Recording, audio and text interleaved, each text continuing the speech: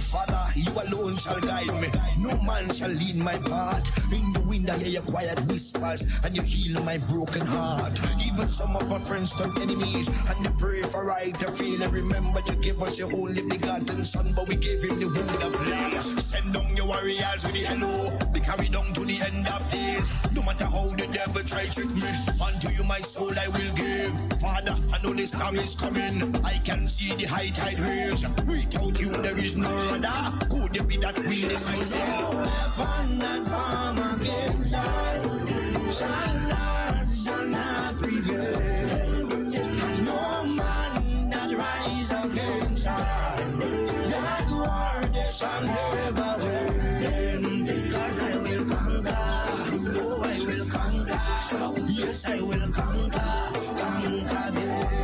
Come on, let's conquer, oh I will conquer, rise up and conquer them. I am a man, I am a champion, I am a warrior. So who are you to tell me that I cannot make? Who are you to tell me that I am not the greatest thing that God ever created? Good morning, Grenada, Carriacou, and PT Martinique. You're listening to Hard Talk Grenada. A very special good morning to those of you joining us on the various radio stations, 97.5 CitysoundFM, 89.5 CRFM, 91.9 and 91.5 RealFM Radio, 92.9 Sister Al Radio Broadcasting from Hillsborough, Carriacou, and 94.9 We Noise Radio out there in Brooklyn, New York. A very special good morning to those of you joining us on the live video stream, whether it's on Facebook, on YouTube, on Instagram, wherever you are joining us from, a very special good morning to you. It is a beautiful Monday morning in the Spice Isle of Grenada. And aren't we happy to be here? And with me in studio this morning, I have my co-host, Mr. Roland Bola. Good morning, Mr. Bola. Good morning, Ms. Duncan. Good morning to our listeners out there, wherever you are, whatever part of the world.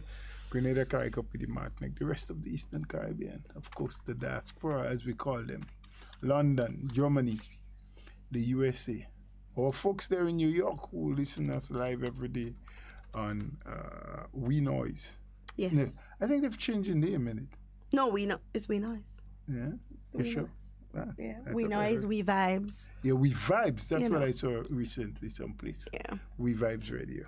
Of course, there are other parts of the US where people do tuning via the World Wide Web. We are grateful that you can join us again. I hope that everyone really had a pleasant weekend. For some people, it might have been much more pleasant than others. There was a bit of rain in my neck of the wood last night. We had one or two very sharp showers. We had some rain on Saturday, I think. Yeah, Saturday. And yesterday too.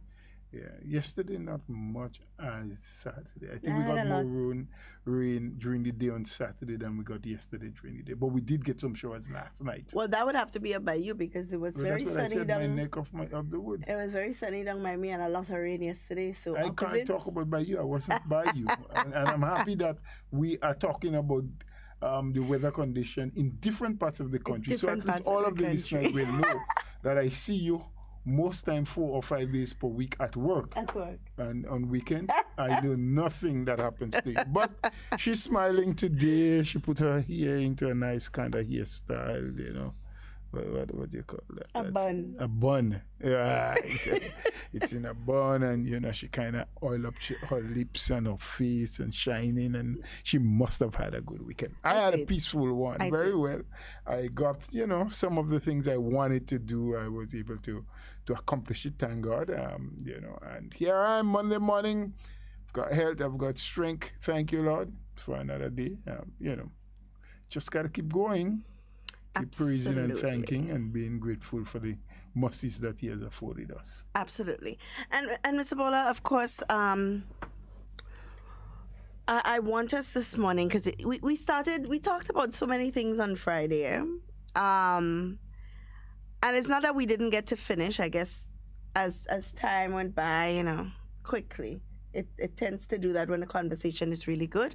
Time seems to go by really quickly. We spoke of the recent I don't want to say surge because I don't think it's a surge. I think more people are empowered to speak out.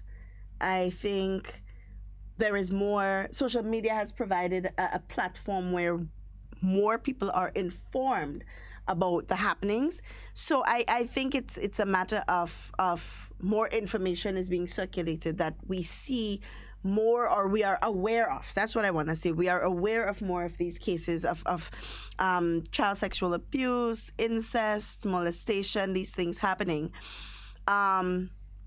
Just recently, not recently, over the weekend, there was another case that was reported of a gentleman that resided, and I want to stress on resided, not from Montmaris, he just resides in Montmaris, that was charged with incest. And his daughter is only 6 years old. 6 years? Yes. It's very disturbing for me, Mr. Bola. It really touches a nerve.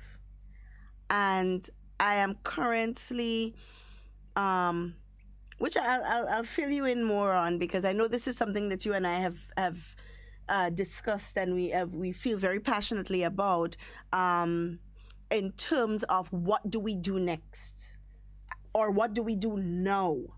You know, I hear a lot of talk about, especially this morning, I was listening to a representative from the union speaking on there being a series of activities being planned, protest actions and rallies and so on, surrounding pension. And it ticked me a bit. It ticked me not because they don't have a right to speak out or a right to hold these activities and so on, because they do, you know.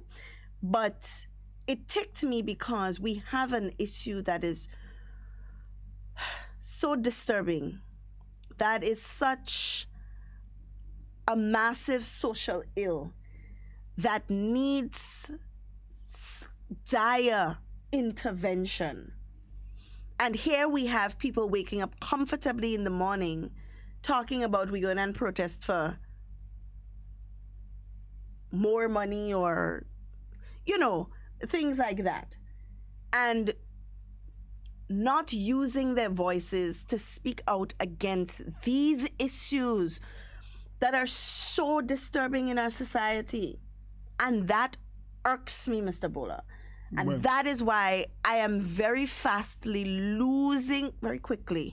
losing my respect for a lot of these so-called leaders in society whose voices are only loud, or their interest is only relevant in topics that involved politics and the takedown of an administration. And it upsets me because our priorities are very, very, very mixed up.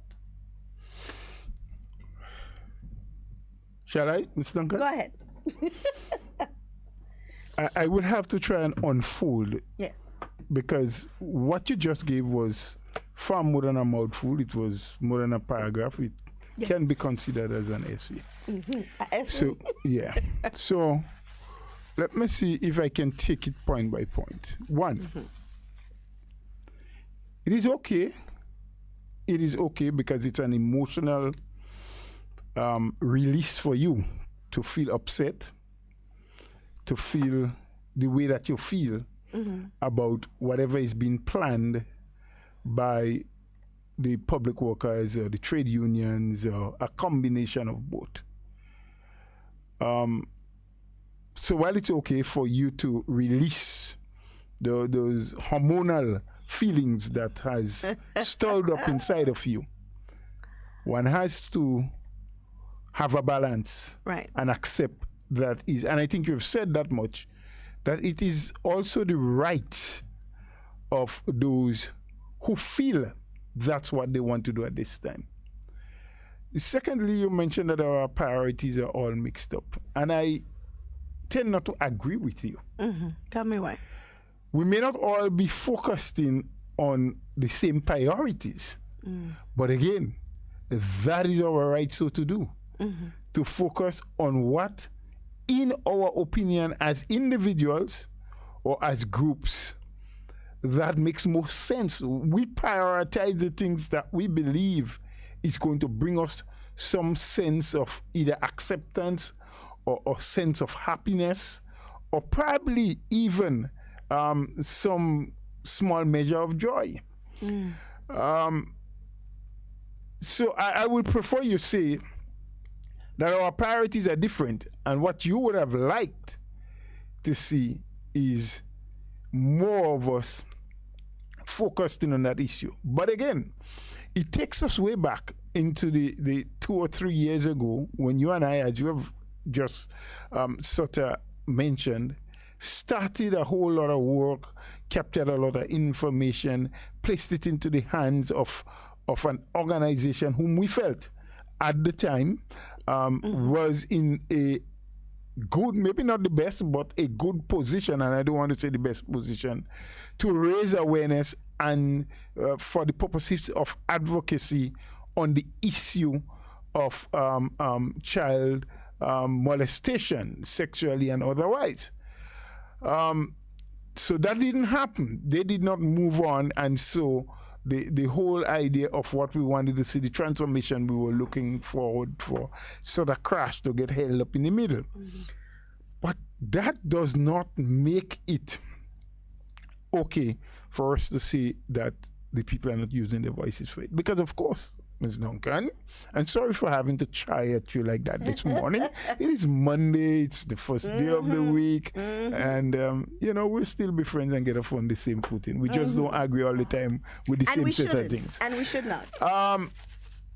I don't know if it is correct to say that they only use their voices, because, of course, up until this time, you or I doesn't really know. We haven't heard every program, and we don't know if they had made a statement or what other plans they may have, separate and apart from the plans of protest, which I guess down the line, somewhere later in the week, we are going to do a little bit more analysis on and speak about. I don't want to yet get too deeply into the plans that the unions have.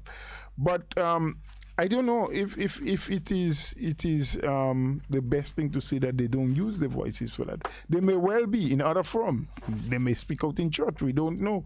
They may have some other forum that we your optimism this morning, that we don't know about or we haven't heard about. But I want to believe that most of us, as conscious-minded Grenadians, would want to have our voices, be heard, but more than just hearing our voices, we would want to put into action a lot of the things that needs to be done. Because at the moment when these issues flare up, when they come to the know, when it is exposed to the public, a lot is being said, and a lot of people have a lot to say. Yes. But one time, many years ago, there was a little saying that was going around that says something like that, and I'm just quoting what used to be said, and maybe it's still said in some quarters, that Grenadians have a 7-day memory span, Generally, when something happens after 7 days, we forget about it. And mind you, these issues of the sexual molestation that we are hearing about, that is coming forward now, are not issues that should be easily forgotten. As a matter of fact, they should not be forgotten at all. But what we may find is that in a short time from now, we won't be hearing much about it. So my thing is, let us all try to do something about it, actualize it. Well, I'm glad you said that, Mr. Bola, because I spent the weekend putting together a plan that I hope to see executed. Of course, like I said, I would let you know that we will work on, hopefully, to start, because we often talk about and sit here and say we want to see more done. And I'm a person of action. I don't only want to see things done. If I can contribute to it being done, I will do my best to get that done. So I do have a plan in place, and the listeners and viewers will hear more from us as it relates to what the next step is and what we are going to do, what we are going to start, because you have to start somewhere. You don't have to have the loudest voice or the biggest group or the most money to start these things. It all starts with a conversation. It all starts with a conversation, and we have to start having these conversations with our young people. And I had this conversation over the weekend, Mr. Bola, with someone who said, oh, well, we need the stricter penalties and so on. And I said to them, listen, a man don't go and commit a crime hoping to get caught. He's not too bothered by the penalty of the crime when he's committing it, because he is hoping that he does not get caught. Same for a woman. I'm just saying man in general, but it's not only men that commit crimes, women as well. And so the stricter penalties, yes, are there to protect and to penalize those who are caught in the act, or who are caught after the fact, or those who have slipped through the crack and you catch them after and you want to penalize them, fine. But what we should really be more focused on, Mr. Bola, is the prevention of the crime altogether. What do we need to do? What are the things that need to be put in place to start preventing? And we're not going to be able to stop all, right? We would hope that we could stop all. But even if it's one case, Mr. Bola, that is prevented, it is a big accomplishment. It is a big achievement.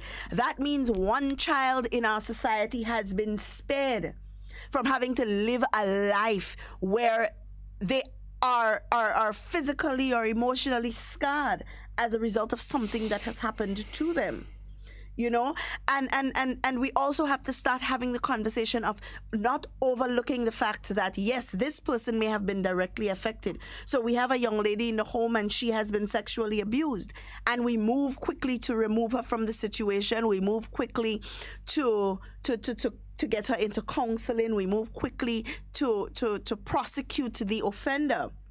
But we forget about the other people impacted, which might be the other people living in the household as well. Do we take time to look at the other children in the household and counsel them and see how they are affected, whether emotionally or mentally as well? You know, so these are a lot of the conversations that we need to have, because sometimes these aggressors don't come from people who have been abused only, but from people who have probably been in the home and experienced it as well happening. So we have to look at all of these scenarios, and we have to address all of these scenarios, and we have to speak up about these scenarios. And when I say our priorities are mixed up, I'm not speaking about our individual priorities, because of course our individual priorities will be different. But as a nation, we must want to see the same thing happen for our people, especially when it comes to this kind of conversation. We have to want to see the same thing. Well, I agree. All of us should want to have to see the same thing. All of us may not participate. And because, you know, for different reasons, different things will have to be done simultaneously. And some people are going to engage themselves in one or over the other. And again, it depends on where their priority lies. But the starting point to me, and I think I've mentioned that before, is with the parenting. It starts at home. It's about parents becoming much more sensitive to the environment that they're in, much more conscious about what's happening in their neck of the woods and with their children. And we say the neck of the woods doesn't mean that these things will happen only in one area in the country or one locality. I mean, people who molest and are predators, as we call them, who go out there and molest their own children, our children, they are throughout, and not just Grenada, they are all over the world.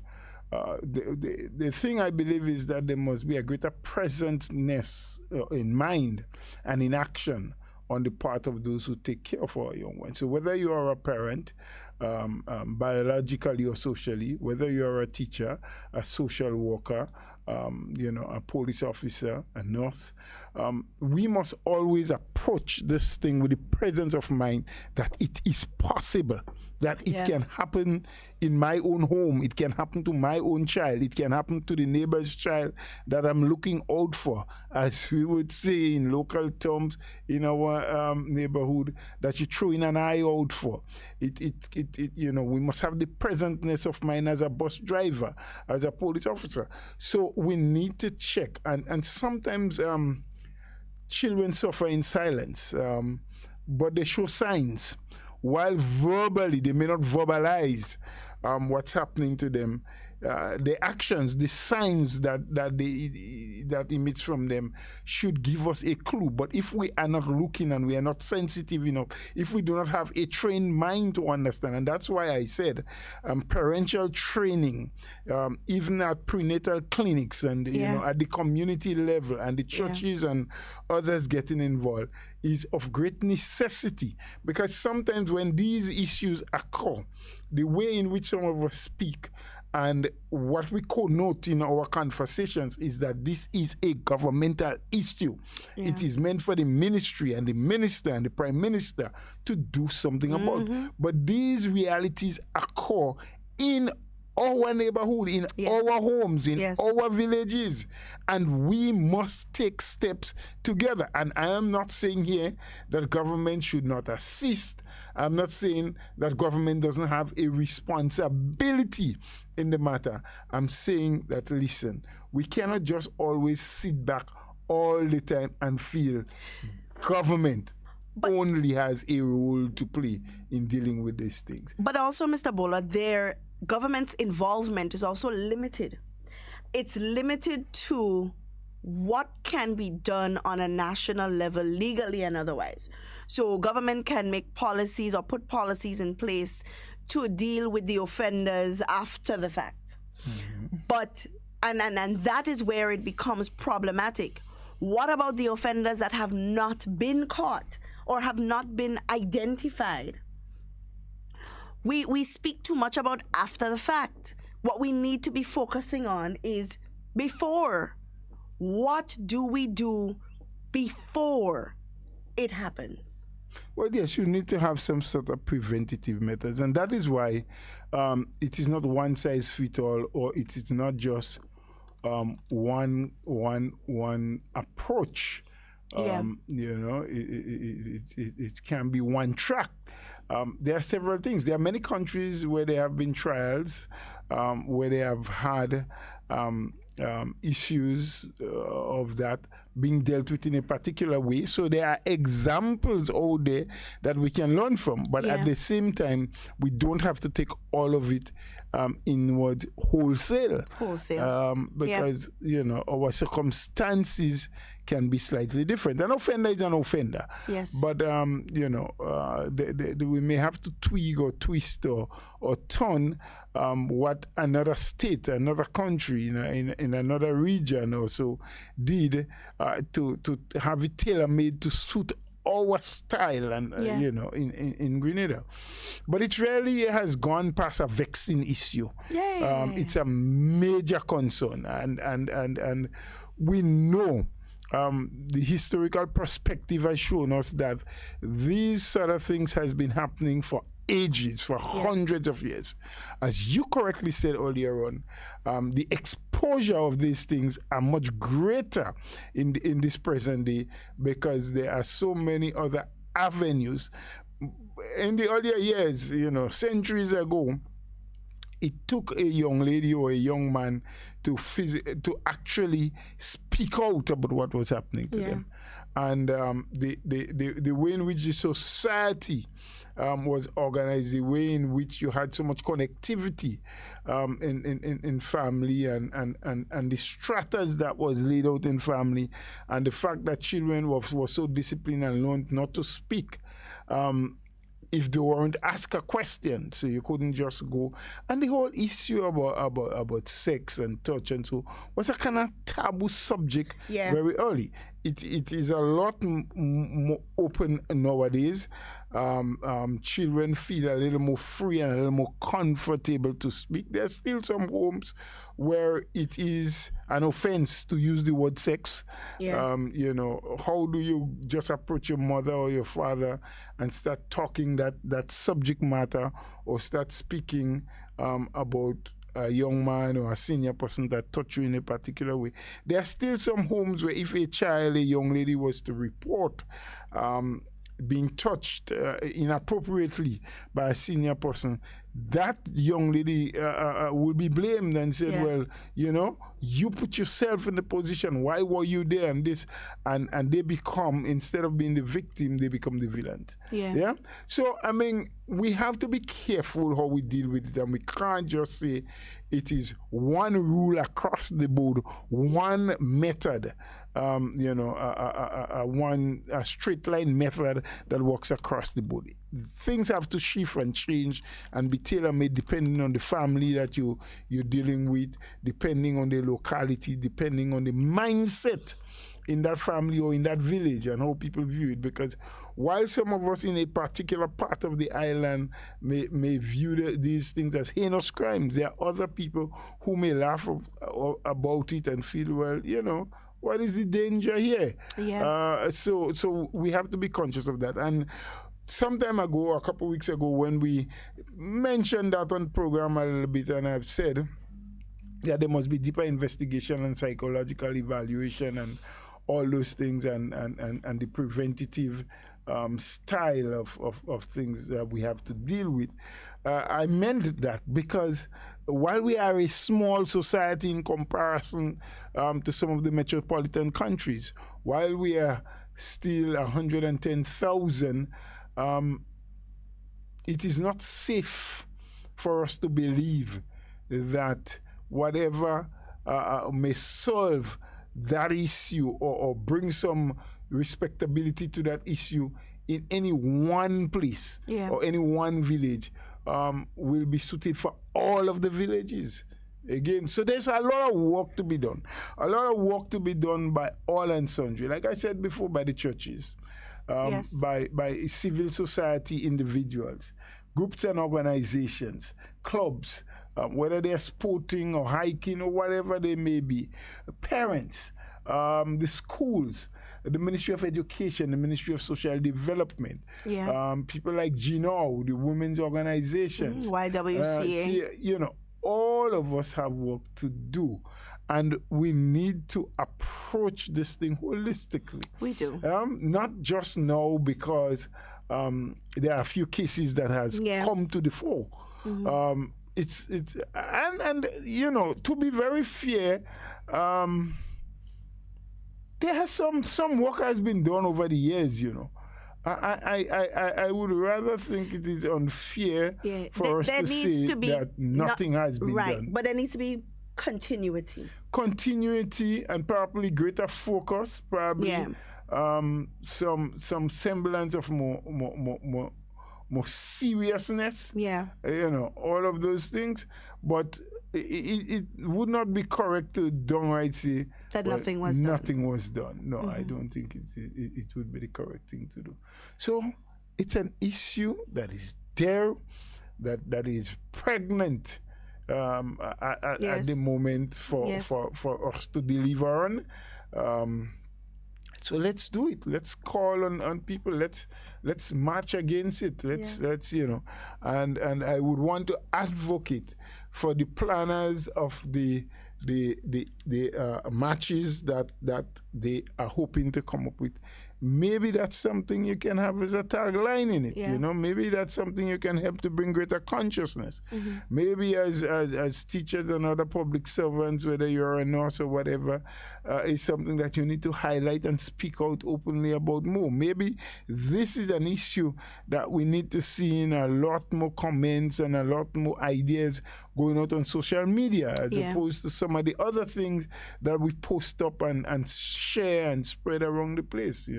This one is a serious enough one that we should spend a few more minutes. So if we send out, 25 WhatsApp or 10 WhatsApp per day or SMS or whatever we use to send those messages, we can dedicate 2 of those spaces to speak about that, to speak about or to post some of the more powerful things. Because a lot of research has gone into the whole issue of molestation of children before us, Yeah. It is not a novel thing. It is not something that we are the first to have to deal with, so we have to reinvent the wheel. Yeah. We may have to reposition the wheel, but I don't think we have to reinvent it because, it's been around for a while. We have a call on the line, Mr. Bola. Hello, good morning.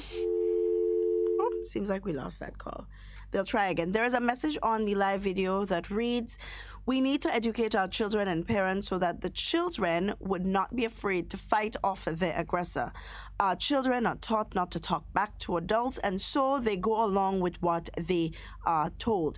Parents are to be observant of the behavior of the people that they leave their babies with. The abuser may have some strange behavior." We have that call on the line. Hello, good morning. Oh, yes, good morning to you. I come back. That's Job again. Good morning. How you do? And good morning to you. Your Yeah, good morning. Good morning to you, sir. Yeah, blessed Monday. I said, it's always a love hearing you all the time. And I would ask the young lady there, she's young, to please listen to you. Sometimes wisdom do it all, Yes, I would understand your drive from where you sit. Not as a civil servant, so you may see things differently to others. But this man is a seasoned civil servant, and so I don't regard him as a politician because he don't think like a politician, obviously. And I would suggest to him that bow out of politics totally, concentrate on the economics. You hear that, right? Mr. Bola? I'm listening. I'm telling you, because you see, you should a special counsel to the administration, right? Where they bring the problems for you to solve. Because that is what I am hearing from you. I know you're in the politics. Yes. I know you're sitting there. But what I'm hearing from you is that middle ground, and that is so important to cool the tension down. Even though you're saying that to us on the air, and that's where you're saying it on the air, then it means a lot to us. Because for me, I like the middle ground because my thing is problem solving. You're so right. Because you see, these things didn't happen. No. I was a civil servant too, right? And a lot of things was done to me in the service that I didn't stay my full 2 minutes. So although I get my part of my benefit, I didn't get it through the in the way the regular civil servant get it, but I get a little. I could take my matter to court right now, right? And I don't choose to do so. I prefer talking to diffuse tension than I take the matter to court and then battle with an administration or two, because it's not under one administration, right? It doesn't make sense to me. So these things started a long time ago with the pension, in 1984, the 84 pension scenario under the revolution. It was something that was done wrong. And successive politicians or administration missed the boat by not paying attention to the Constitution once the Constitution came back. Because if they did what the Constitution wanted them to do when it came back, all this thing would not happen because we would be back to normal. And the union didn't follow up on that, and they blundered too. So it's where it is. But it has to handle it will not go away. It has to handle very delicately. And this is causing a lot of problems. It is breaking the society down mentally. It had no... Right? And it is impacting on us, the citizenry, right? The public. Because once you get a slowdown in the performance of civil servants, it affects the whole government, and it affects us on the ground here. And so we have to be very careful that we don't put more tension there. We have to find a way to solve that. I have already given my proposal, and I don't know if they're working on it still, but I give my proposal for the solution of this problem. But we have to solve it very, very quickly, because what I discover is the society is breaking down mentally at the level of the what you call our resources, or human resource, down to the level on the ground. I'm following. And that's dangerous. And it's dangerous. That's what I am really, really concerned about. It seems to me that we're losing the society. And for those who are there, yes, you're hearing the noise. You're hearing the noise. Condense the noise and know where it's coming from. The noise is not coming from hatred. The noise is coming from a deep, deep need. I was a civil servant and the salary wasn't good, you know. And so coming from that angle, people are going to take it on. And so we can't get angry when people act up. In some ways, that is not acceptable to us because we're losing the mental control. Mm-hmm. And so we have to be very careful. Mr. Bola, you have this young lady there. She's brilliant. I know she's bright. Please, counsel her. Let us stay the middle ground from where she is there, representing the party. Let us stay the middle ground because there is a time you might be in another place, experiencing something else or similar, and you might do maybe the same thing or similar, right?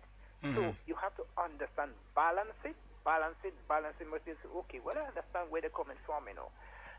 We are breaking down. There's a war raging in Haiti right now. There is a war raging in Cuba right now. There is a war raging in Venezuela right now. That is 3 neighborly wars. It is the same thing that is happening. People's needs and wants that is not being addressed expediently. They go to the next level. The anger take over, and that's where we are. We start fighting. So I am trying to diffuse that, and I'm here. You're trying to diffuse something. Please, sir, I will continue to listen to you, and I'll ask you to continue on that middle ground, intervene, even though you're not sitting in the parliament there, in that parliament, in the cabinet, but in the parliament. At that level, please, go between and solve that problem that I see coming. There is something that is big. It is coming. We have to prevent it because it's going to affect every single one of us. Good. Thank you and have a great day. All right. You have a blessed one and thank you for your thoughts. Okay. Yeah. But Mr. Bola, something has to be done, and we have to start reevaluating as a nation what our priorities are as it relates to this. And I think even though it's in the fore now and it's loud and as you said, the wheel does not have to be reinvented because there are protocols in place. There are measures in place to deal with these things. We just have to utilize them, and there must be continuity. I know there's a famous saying, hit the iron while it's hot, but it seems like we take that a little too literally. We hit the iron when it's hot, and as soon as it cools down, so do we. But this is not an issue where we need to be cooled about. It needs to have a very big fire blazing. It needs to be bright. We need to talk about it. We need to do so much more about this thing because it is, as you said, beyond vexing. It is beyond vexing. And as soon as we sit and we start pointing fingers at who should be the person responsible for fixing it, we have already failed. Because it is everybody's business, not just tourism.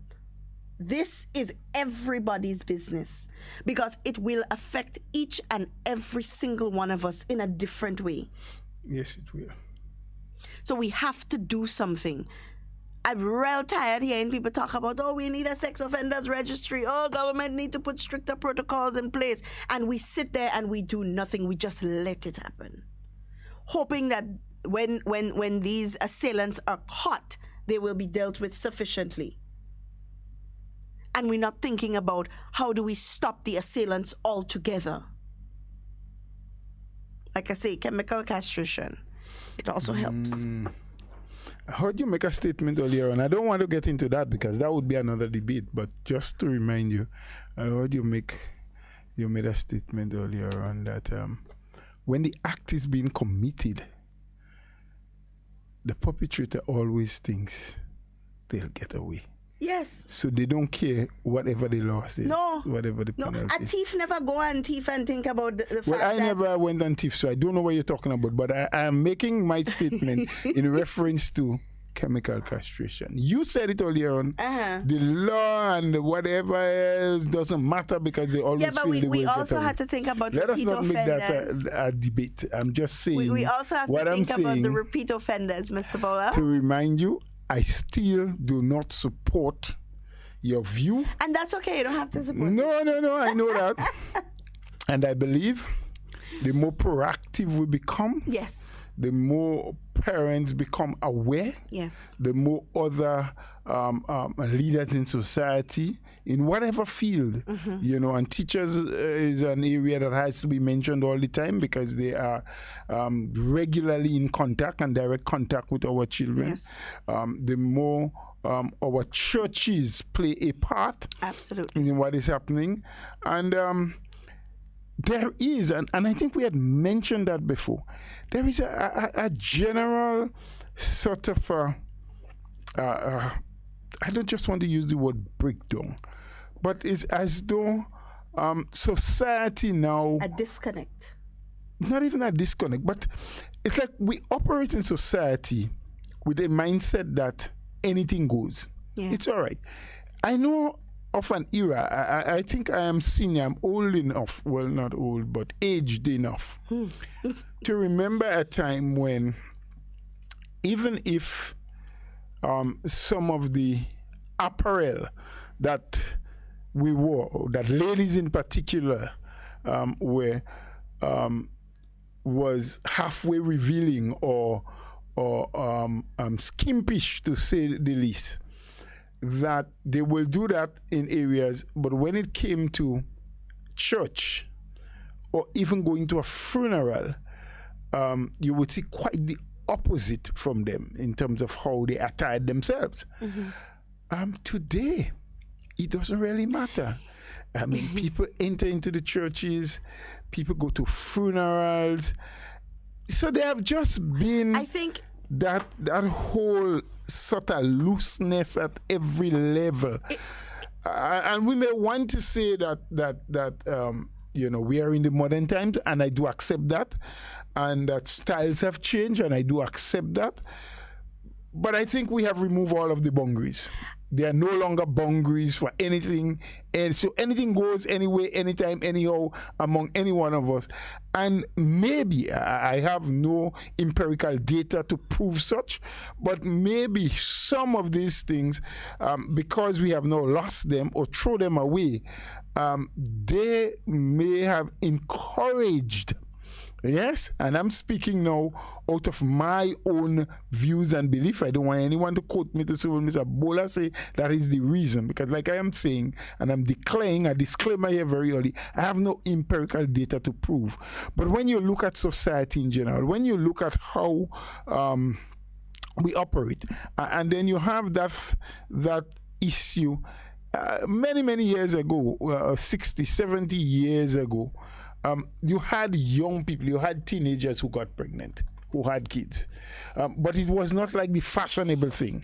Once in a while, as a matter of fact, when it happened, that young lady would be kept out of the eyes of the public because it was like a disgrace to the family to have a young teenager, a 15-year-old, a 14-year-old.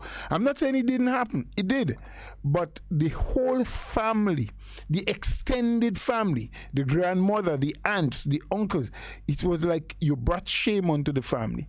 So they would sort of hide you away. Whether that was a good thing or a bad thing, I'm not getting into that debate.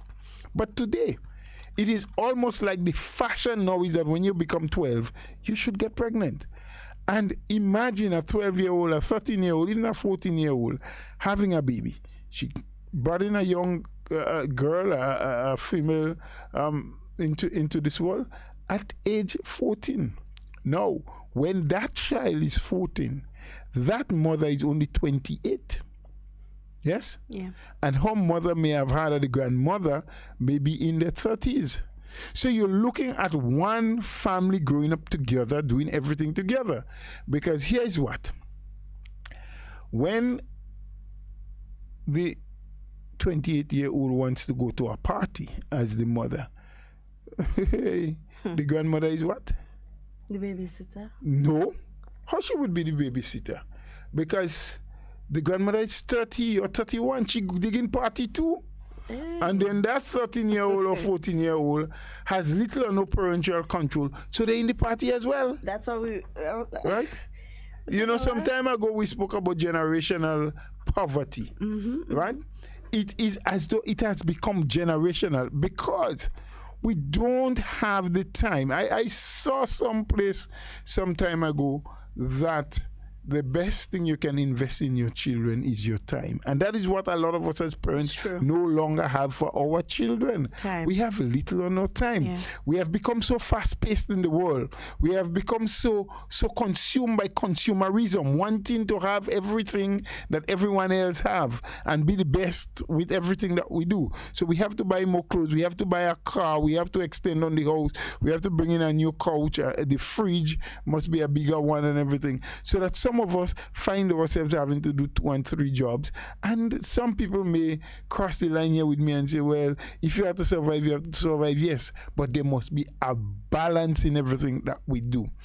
That get rich quick mentality, get it now attitude, ram, bang, bang, and it's here. We need to consider that things do take time, that there is a sequential way in the way things happen, that we need to plan, that, you don't just get up this morning and decide I'm going in the bank and take a loan to buy a car because I just got a job and I want a job later. Yeah? You need to know how long will it take you to pay off the mortgage on your house or to pay for that car. How long would it take you? What do you have to put aside for your children's education? How much more you have to do for your children outside of the regular public school on a day-to-day basis? Would I have to send them to extra lessons? Do I send them to learn music? Do I send them to do theatrical arts?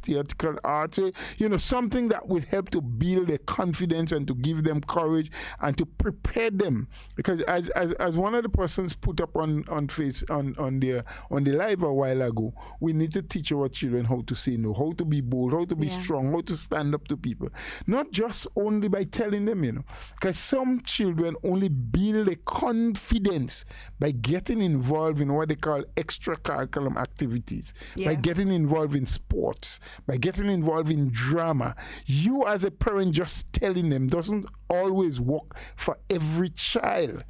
Different scenarios is what will help build that character and that trait in them. So as parents, we have to do more and spend more time with our children and think more about how we can harness and develop the kind of traits we want in them. It is not just sitting and talking, and that works. And I'm not saying don't do it, but it works to a certain extent in some children. It works better in others, and hence the reason I said earlier on, you don't reinvent the wheel, but you may have to realign it differently based on who you're talking to. When we look at socialization, Mr. Boland, socialization can be easily confused with socializing. It's very different. We learn about the agents of socialization. Agents of socialization being the family, the education, peer groups, and mass media, right? Those are the 4 main agents of socialization. Their duty, right, is to instill in the people that they are trying to socialize the values of the society that they are meant to live in. But what are the values of our society today? And that is what is important. We must first understand what our values as a society are. What is important to us as a people? That is one of the most important things in this fight.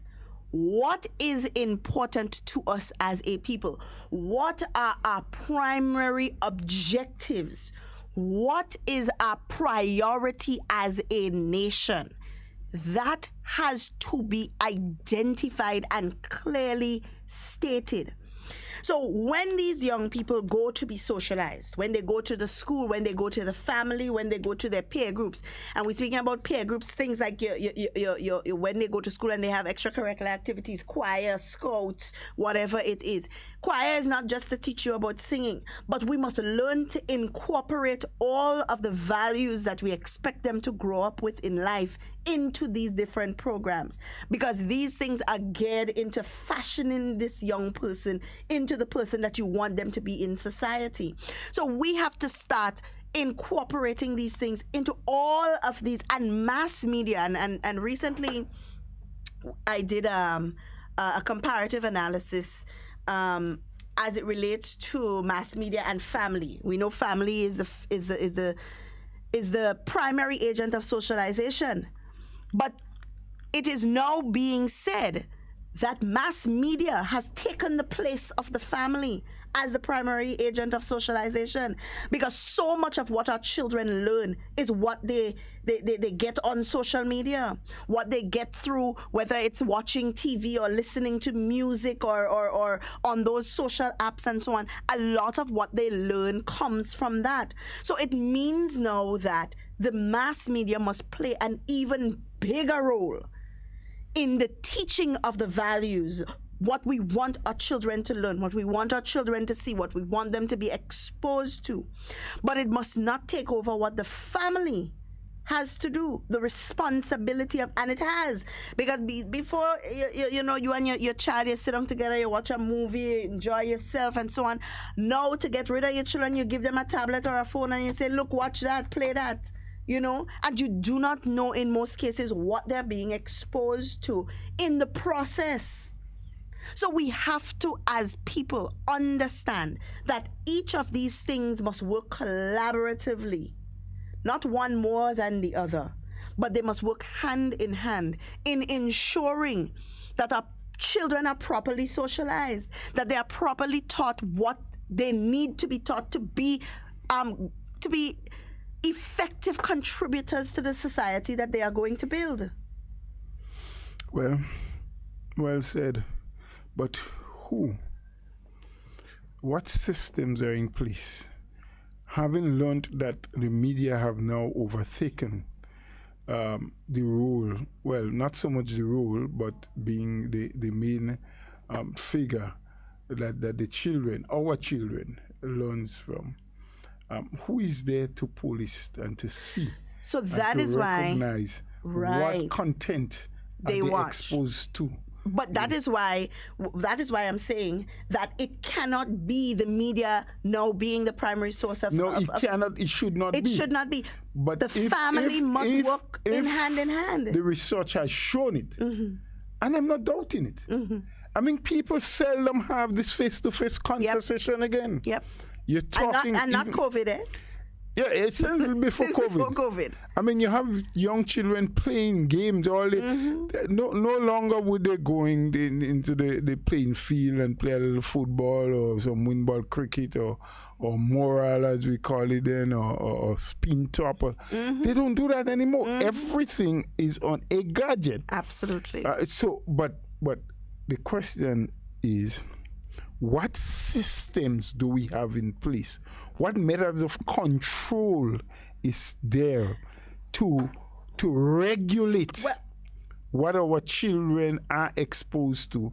And I know there are some parents who try and they have these devices that has this parental control and what have you. But how many among us in society do it? And even when we do it, our kids are so clever with these gadgets that sometimes they override Mr. some of those things. But in order for us to find a measure to fix this problem, we must first see it as a problem.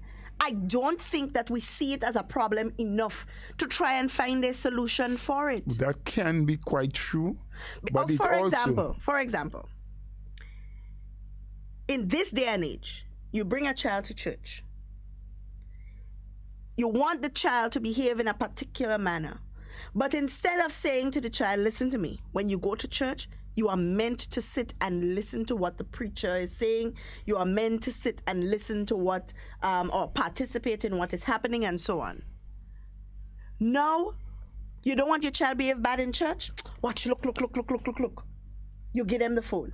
They sit down, and that's the quietest they're going to be until they're bored again. You understand? So we have to, Mr. Bowler, find it as a problem first. We must identify it as a problem first before we can even think about finding a measure to deal with it.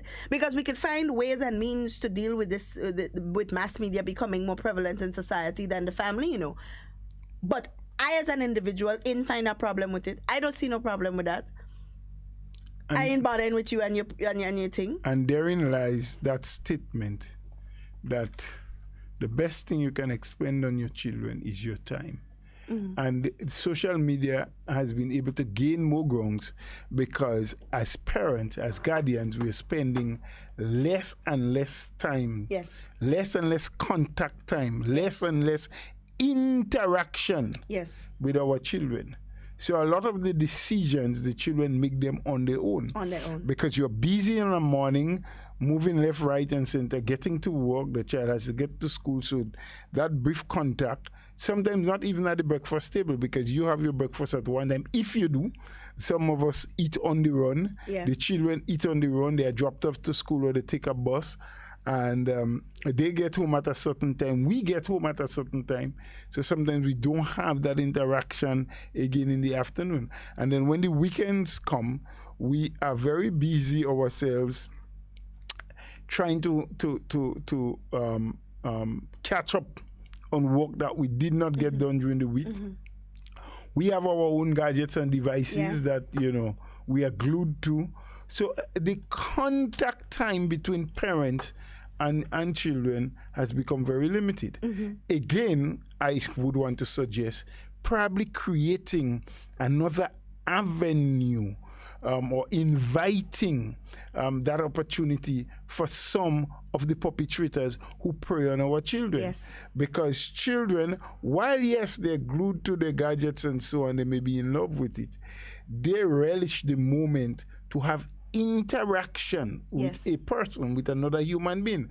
And if that person comes around, as they most time do based on what we learn from the research, it's offering themselves as a nice person, as an individual that a young lady or a young man can see as a role model, as a figure that they can talk to. And sometimes these children actually bring the problems and concerns to the and I'm not saying in every case that's what it is, but sometimes it happens. And so trust is being built, and as a result of building trust, they expose themselves to a level of danger that we are totally unaware of as the parent, because we do not spend sufficient contact time with our children. So this is one way and one issue, I believe, that is contributing to the problem. And this is not a governmental issue. This is a family issue. It's an issue of society. It's an issue of parenting. That's why I say planning is necessary. Absolutely. You need to plan when you're going to have a baby as a young lady and as a young man, because it takes both parents, both mother and father, to contribute to the upbringing of the child. I mean, we have some really strong ladies who go beyond the call of duty, who perform, and some men too, because there are some families that are patriarchal, where only the father figure is around, and some of them do an excellent job in trying to maintain that respect, that discipline, instill the values, the norms and customs that will get the children to get through this very difficult life. And make no mistake about it, while we call on parents to do more and say that they have a greater responsibility, the competition that is out there for the attention of our children from social media and other things is extremely great and powerful, It is. So you have to be a really, really strong-minded parent, understanding your roles and functions. And hence I've said before and will repeat again that parents, expecting mothers, people who are planning to have a child, need to get some level of training. Absolutely. And preparation, because this thing don't come with a manual. It does not. Rain and growing children, and some people may think, well, the issue is about sexual molestation. Why we there just continuously talking about? We have to, because that is where we will start finding the solution in a proactive way. Yeah. Within the home. Yeah. Starting with the parents. Yeah. So it's not an easy task. It is but not. It's a task It is not. that takes or encompasses all of our efforts, starting from the home and extending into the society. And you know, as parents, sometimes we don't want to. I don't want to say we don't want to. Let me not say that. It is okay to make your child feel more than. And I say this because, you know, sometimes you as a parent, you don't want your child to grow up being conceited, thinking too much of themselves. But in some areas, you have to let them be a little conceited. For example, it is very okay and should be very much practiced that a mother makes her daughter feel like the most beautiful person in the world.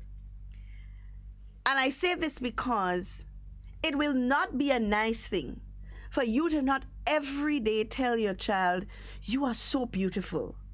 You are so wonderfully made. You know? And give them that kind of encouraging language. It would not be a nice thing for them to go elsewhere and look for that kind of information. So, for example, I always tell my daughter she's beautiful. Always, to the point where now, when I say it, she says, I know. You know? And it's okay, because I know that she's going to go out there knowing that she's beautiful and not searching for somebody to tell her that she's beautiful, because she knows it. It's something that's always told to her. It's important for us to build that level of self-esteem in our young girls and our young boys too. So they are not going out there looking for people to tell them or make them feel important. They're already important where it matters, at home. So we have to start, and as you said, it's very important for parents to be taught, because you can't teach what you don't know yourself. You cannot teach what you do not know yourself. So it has to be a marriage of the two. You have to teach it to parents so they can teach it to their children. And with the hopes that a child that is properly taught can instill on another child what they have been taught. And that's why peer groups are one of the agents of socialization, because children learn off of other children as well. So a child with little or no self-esteem at all can go either way. They can learn the bad, or they can feed off of the good of another child of their own pair. So we have to be very careful. And it's a really big conversation, Mr. Bola. It's a really big undertaking. And it is something that we have to look at as a society. It is something that we have to come together on, regardless of how you feel about the administration, who you support, what side of the fence you're jamming on. It does not matter in this particular situation. True. To agree. And maybe the time has passed, but we can still jump to it. That there be some national discussion. Yes. I mean, there have been conversations on a lot of things. Only, I think, last week or sometime, I think there was called to be Friday. It happened on Friday. Yeah, consultation at the Trade Center or Youth Center, somewhere thereabout on the Sex Offenders Registry. Sex Offenders Registry. But I only consider that as piecemeal, of course. as a bandage over a wound already. Because that time the act is already committed. I think the national conversation must be now with our parents on solutions, preventative methods. And I'm not saying just one thing at the trade center or at the stadium, but let's go to the varying communities. Let's invite parents to come out. Let's let them have their say, both mothers and fathers. What are the methods for us to implement? What's the strategy? What's what are the things we should focus on? What are the best practices in terms of making and bringing awareness to our children, in bringing awareness to the society?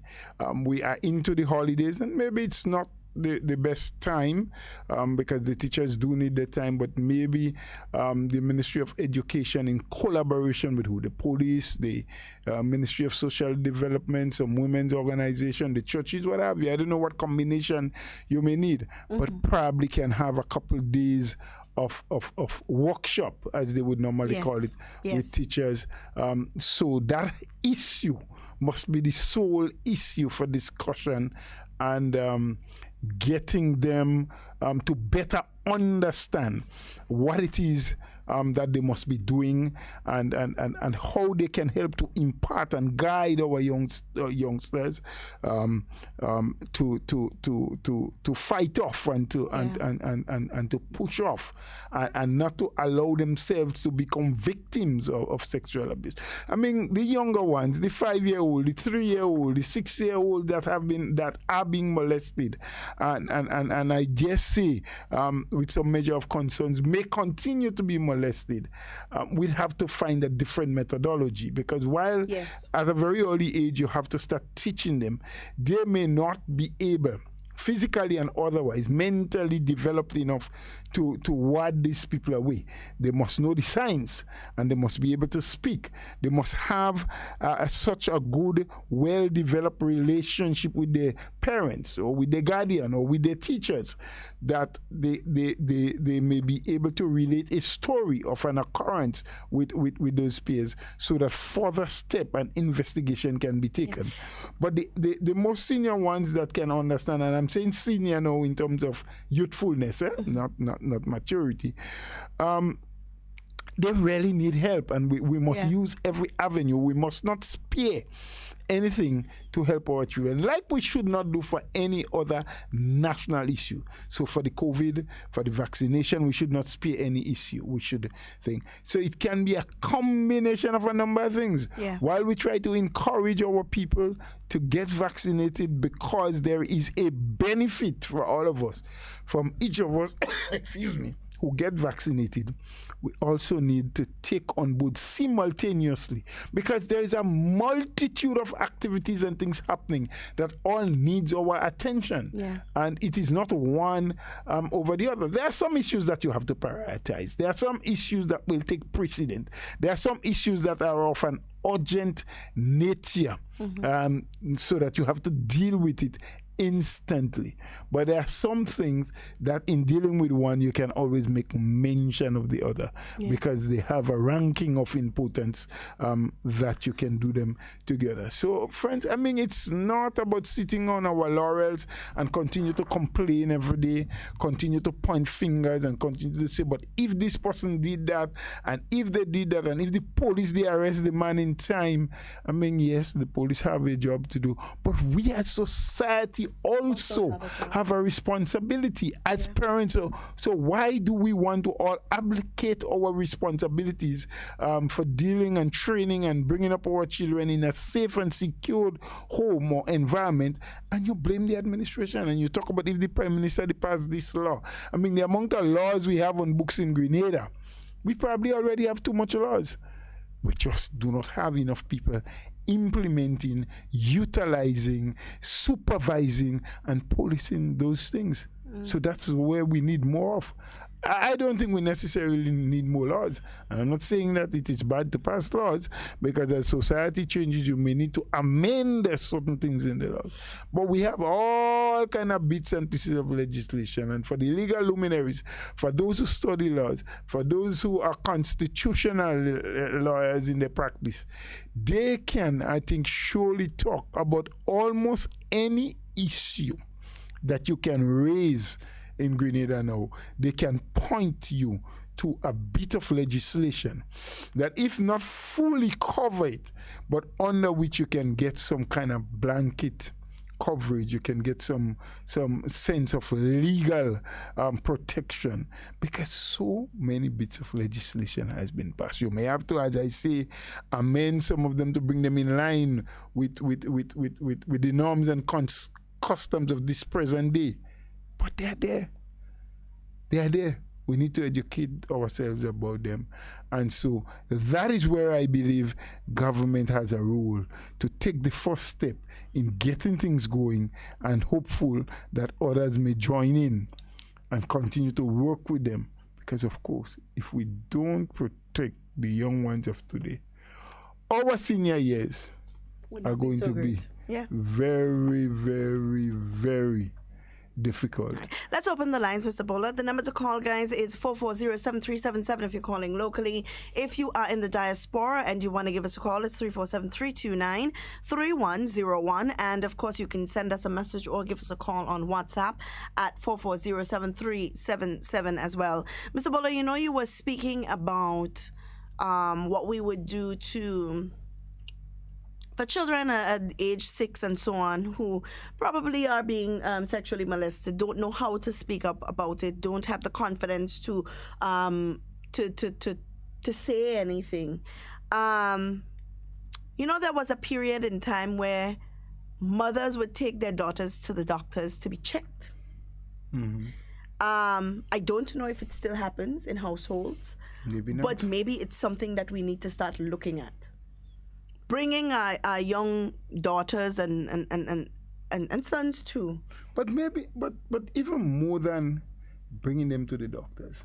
And while I accept that you want to teach your children independence very early, you know, doing things for themselves, 5-year-old, 6-year-old, 3-year-old are children that from time to time that parents must still take to the bathroom and bathe them, and, you know, must still help them cream their skin and be observant of what is happening to their genitals and what changes are taking place and so. But as I've mentioned before, the most important thing that we need to spend with our children, we no longer have time to expend it. Time. Observing and talking. Doing things, talking, being a part of. Conversating, not just talking. My daughter at home, just briefly, will be 16 this month. There are times that she and her mother bathes together. They still, you know, so you can get a chance to observe. Time, my people. Time.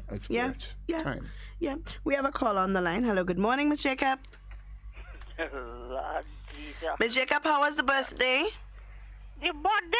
Yes, how was the birthday? God. I was higher than the Queen. I was higher than the Governor General. I should tell you how my Heavenly Father make me happy. I was a happy birthday Saturday. Well, that's good. That's so good to hear. Very, very, very wonderful. Very good, thank God. I get a phone call. The phone call say, "Oh God, Miss Jacob, you sure that is your age you are today?" I born in 1947. Miss Jacob, no, you don't born in 1947. You must be born in the 60s. I say, who? I had us to laugh. The lady you tell me in the 50s, you know, she put me quite in the 60s. Well, maybe your appearance is like that. Like a child born in the 60s. You know, maybe that's why they're saying that. It's according to how you bring yourself. It's according to how you keep yourself. Yes. Yeah. Well, that's good. I'm happy that you enjoyed the day. And then the thing is according to how you. I grew up with my grandmother, and was a wonderful bring up. And boy, I have a wonderful. Oh God, the person say, "Oh God, Miss Jacob, you mustn't show off so because you have your teacher alive." Teacher Esther Gabriel, we papa, that was the best, and she's so sweet. Oh God, that teacher nice. A lot of mercy. She bring up, she making sure she bring up, all she children, she teach good principles. Right. And everything. Yes, that lady nice. Well, I don't know how nice to call her. Yeah, well, she nice, she I tell her nice. how go down on the radio, listen to her talk today. Yes. Sister Esther, you hearing me? All right, Sister Esther, big shout out to you. Miss Jacob saying hello. Oh, God. She's so sweet. And yes, let me tell you about what you talking did Teddy this morning. Ah, boy. Let me tell you something about long ago. Long ago, I ain't telling you what they say, them say, no. I'm telling you what I know. Mm-hmm. It had, I don't call it know them, it had a woman. I don't call it in the parish, it had a woman. Okay? She take a 5-month child and she grew up the child because the mother had to go to work. Right? Well, the child grew up. Yes, thinking to grow up. And who tell you, she take the same child and she let it, she have insect, she give the child for herself. Right? The child grow up, he get a big man, he get to understand. Who tell you, she take him and she bring him to Canada. And when she reach in Canada, she make police send him back. So we call that you have a police record. Can't go nowhere with it.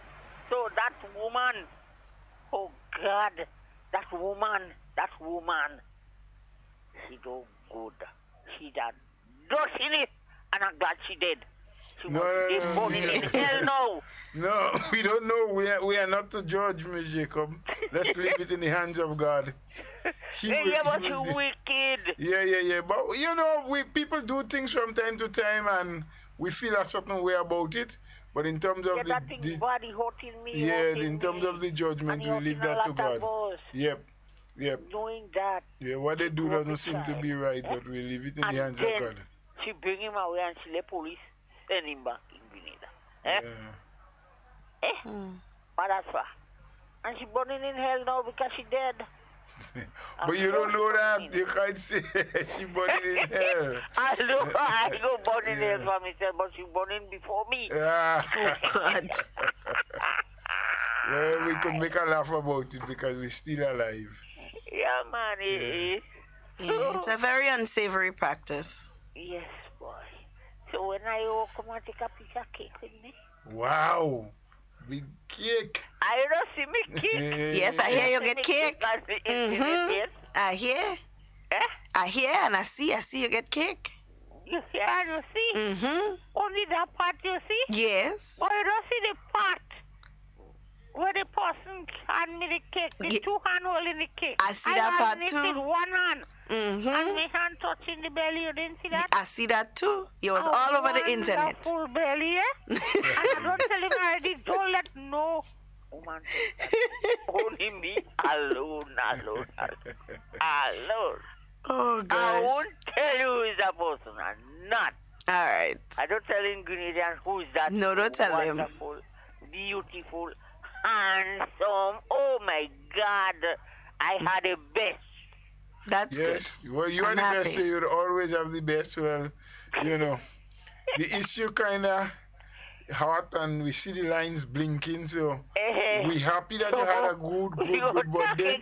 And we're talking. You have a wonderful and a blessed day. You take good care and be good, Miss Jacob. That's nice. God Enjoy bless you your all. day. All right. All right. Bye-bye. Bye-bye. Yeah.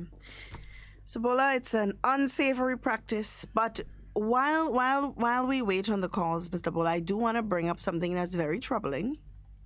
in our neck of the woods, well, not our neck of the woods, the region as a whole, over the past few days, some very interesting things have been happening in other Caribbean countries as it relates to COVID-19. From tomorrow, the 13th, Barbados would go back on the strict curfew because they have identified 40 new cases. Curfew, but not lockdown total. Well, there are a few protocols that they are putting in place, really strict protocols, no partying and so on. And this was a country that was announcing just recently that they were looking at having a crop over at a reduced yes. Level. And here they are now saying that there will be no. And let me just pull up the information because somebody sent it to me this morning. I have a friend over there that sent it to me. And mind you, they are at 75,000 plus people fully vaccinated. Yes, and they would be, let's see, no social gatherings, none whatsoever. So no fetes or cap for other events.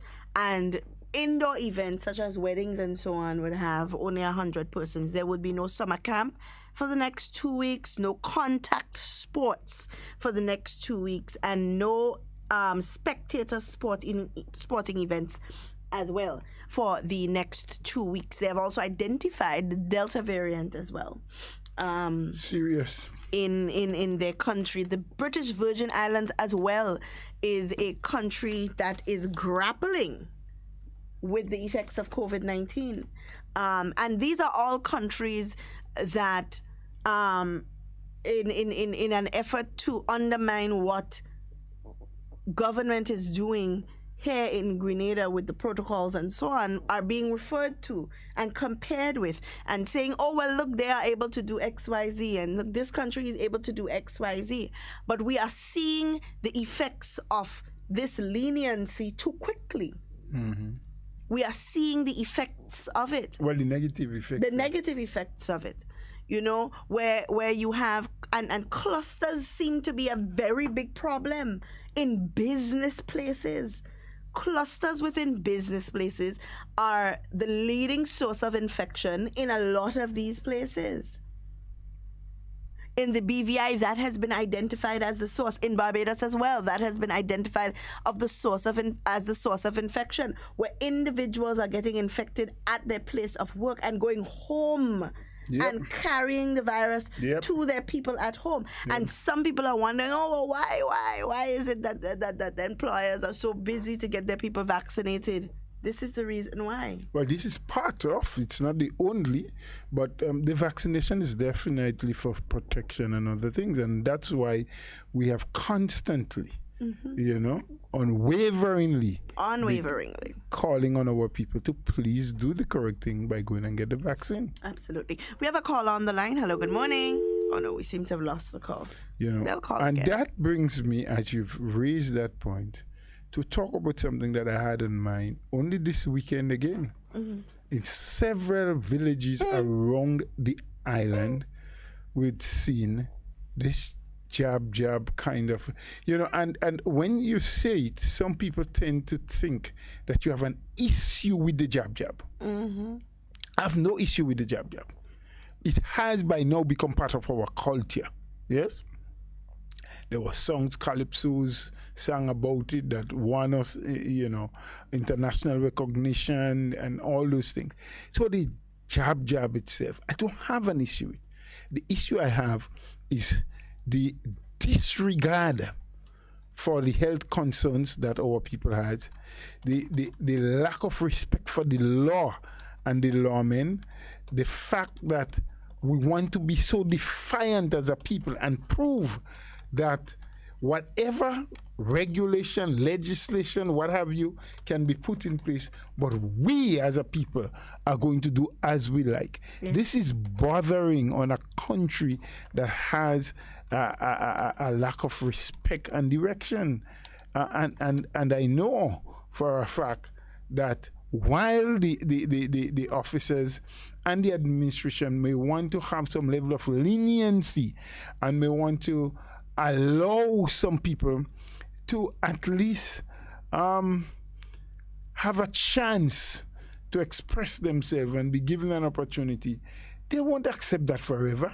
Yeah. The level of disrespect that we're seeing, the kinds of things that people want to do, the way in which they want to disrespect and treat the police officers, I cannot see that happening unattended to for very much longer. I mean, we did it last year. Some people got away with it. Some people considered it as a mistake not to have nipped it at that time. Maybe they were correct. I don't know. And please, I want to maintain, I don't have an issue with jab. Yeah. But if we can have a group of people in a particular community, all vaccinated, and when the time is right, as allowed for under the law, they will play, whether it's jab or any other mask, it's okay. But 90% of the people getting involved in this thing are not vaccinated. You don't know in the jumping and playing of your jab who can come and jump and play as well, and where they come from and what they're carrying. But other than that, the law specifies a certain time, a certain limited time. A date is normally infused and when you are allowed to play your mask legally. Yeah. So what is being done now, outside of the danger of the possibility of catching COVID, a lot of these people are engaging in illegal act. Yeah. They are virtually and actually breaking the law. Yep. How do you deal with that? So even if the officers or someone may want to have leniency to say, well, boy, you didn't follow the protocol, you didn't have on a mask, you didn't what have you. But you have no legal right at this point in time to be playing masks, to be jumping a jab, as we call it. So we had to be careful as a people in the expression of what we call our constitutional rights, as some people will put it in using the word. We may be doing things that are unconstitutional. Yeah. So we have to be careful. We have to watch what we do, watch where we go, and the things, that can. We have a call on the line. Hi. Yes, good morning, Ms. Duncan and Ms. Aboya. Morning. I say I didn't want to take me call this morning. But No, sorry. I don't want to take me call. Not at all. We won't refuse you, Miss Kami. Sometimes our lines get crossed. I'm calling this morning. Are you picking up the phone? It get crossed sometimes. Say good morning to everybody who's listening home and board. Mr. Watts, good morning. I'm Patricia Atta, good morning. Tatiana in Brooklyn, good morning. Ian in Canada. And all the Grenadians over there, good morning. Ms. Duncan, I listened to y'all this morning, explaining what's going on with sexual abuse with children, and even we talk about the church. But Ms. Duncan, that Friday, I am sitting here, and I see 3 little children that I know, 3 little children. They're not 12 years yet. And they have one lipstick, they have one eyeshadow. Yes, Right? That is children. I am talking about, I know them, I know their parents. And I want to know what's going on. So sometimes we as parents have to be blamed for what's happening to our children. Because at least they're exposing them to danger out there. Very rare you see a child with a nice little dress now, and they ribbon, and they little bow behind the dress. Everything is tight, and they halter back. That's where some parents dress their little girls now, Yes. That is, and it's the fact. I am not saying that they can't wear a little tight, and that gives men the right to abuse them, Definitely. sexually abuse them. I'm not saying that. But we as parents have to be blamed for how the way we dress with children. Yeah? And the next thing is, how much faster and Priest. When we go in the house of the Lord, we hear talking about sexual abuse. Mm-hmm. They don't want to speak about that. They don't speak about that, Mr. Bola and Miss Duncan. Mm-hmm. You understand? But why? I don't know why. I don't know why they're ashamed to speak about sex inside the church. Mm-hmm. You understand? And it's sex that make them to be preaching. If their mother and father didn't have sex with them, they would have never been in the world. They don't speak about these things. They will speak about politics. Because I don't go to church. I gather sometimes. And they speak about politics. And they speak about all other things. They speak about the tithe. Mm-hmm. Put your tithe. They speak about all of that. But you will hardly get these people to speak about what is happening with children that are abused. And even inside of the church. The church is we the people. Mm-hmm. Yeah. The church is we. Yeah.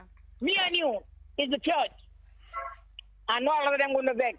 There is some abuse there. Mm-hmm. And it's time that people speak out. Because God is watching. And He's exposing everybody one by one. By one, yes. One by one. So it don't matter if I abusing anybody and I say nobody is seeing. You understand? God exposes us one by one. So, my message today to men and women that is abusing children, or they try and stop, do that. Try. If you're addicted to that, try and get out of that addiction. An addiction, yeah. He has children that go in the general hospital at the age of 12 and 13 years and make a baby in Grenada. Yeah. And nobody question that. A child underage. Because when you go and make a baby, Mr. Bola and Miss Duncan, your name was there on the card, Yes. Yeah. Your name was there on your card when you go to clinic. Even before you go in the labor room, you have a card when you go to the health clinic to take your weight and to measure whatever. You have your name and you have children under 12 and 13 years that make babies in the hospital and no doctor, no nurse don't see that to speak about it. So much of things is happening and they put it under the carpet. Yes. Under the carpet, Mr. Bola. Mm-hmm. And it's time that people stop that and do what is right. Mm-hmm. Yeah. You understand what I'm saying? Yeah, yes. So much of big people in society does take advantage on some children. If a child has to go a biscuit, a child has to go a bus, give them. Give them, don't ask them, don't use them. Give it to them. Mm-hmm. Help them. But don't abuse them. Yeah. Because a lot of children today, as young women and young men, that is a scar for them. Yeah. You understand? Yes, and yes, parents do not tell your children that are you no good. I don't get it not tell you because that staying with them till death. Yeah. Still tell your children you love them as much as they might be giving trouble. That is your child. Still show them some love. Mr. Bola, I have 5, Yes. 5 children. Yes. And 9 grand. And all the children is big man and woman. Right. But you know something? I still give me some allowance, Yes. He don't live with me. But I find where he's staying. And I send a little change for him, Okay. You understand? Okay. I put something in an envelope and I send for him. Okay. And whenever he wants something, to go home, he have a key to go home and eat piece of food and bed. Yes. I don't like his behavior, but I still, he's my child. Yes. And you have people that say that's a big man, but that's my child. Right. I mean, you had to talk to him. I was glad I do better. Yes. But he's my child. I still ain't gonna tell him he don't good. Yes. He's my son. Yes. He's my daughter. Mm-hmm. I don't like sometimes of the behavior, so I pleaded the parents. Still show some love to the children because we're getting old. And sometimes we think my son, he can be my son. Mm-hmm. And it's the same children that you're abusing. And the same children that you're running might have to give a glass of water when nobody might be around. Have a blessed day, Grenada. You too. Have a blessed day. Thank Bye-bye. you. Thank you much, Miss Kami. Enjoy your day as well. Mr. Bola, I find you could get a song today again, you know. Well, give me. I'm giving you could get one today again. Yeah, well, that is so good. Let's play. Say what we need is love for hell. 20.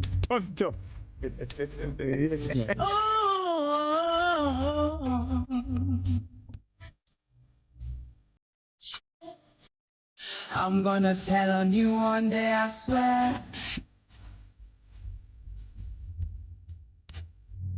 Ooh,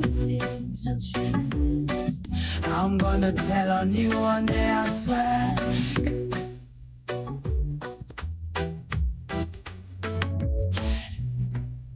My daddy had to be the one to take away my innocence.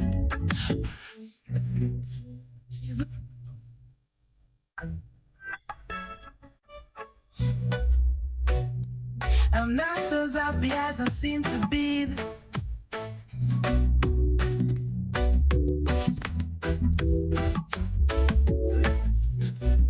From away, but I have my daddy.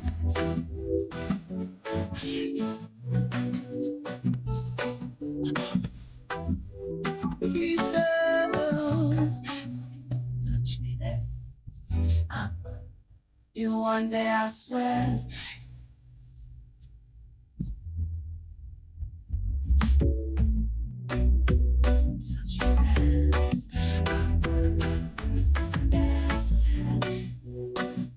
Girl, you're supposed to be my father.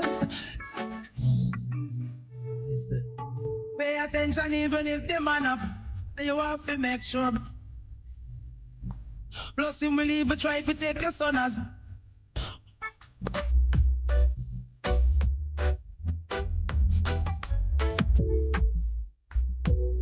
blind eye.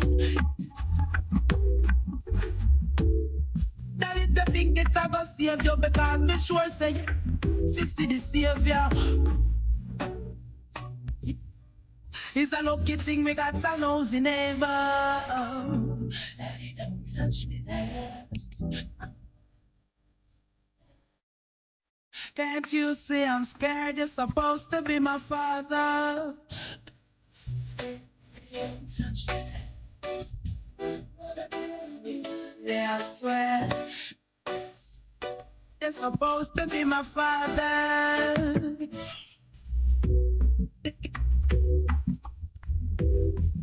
Can't jump the rope if you not try, so I got tears there from your eye. Fly. Love yourself and it will help you forget over. I'm passing on the message from the master. He had to be the one to take away my innocence. Feels like no one cares for me and it's evident. Thing must be wrong with me. The long showers I take don't wash away the memories. Why do I have to face these tragedies? From away,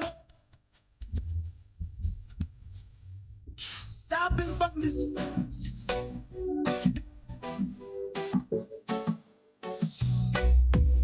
Touch me there.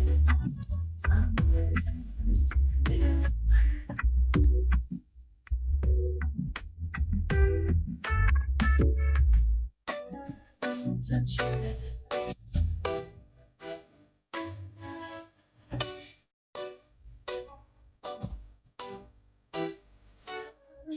Every day I wonder why my daddy had to be the one to take away my innocence.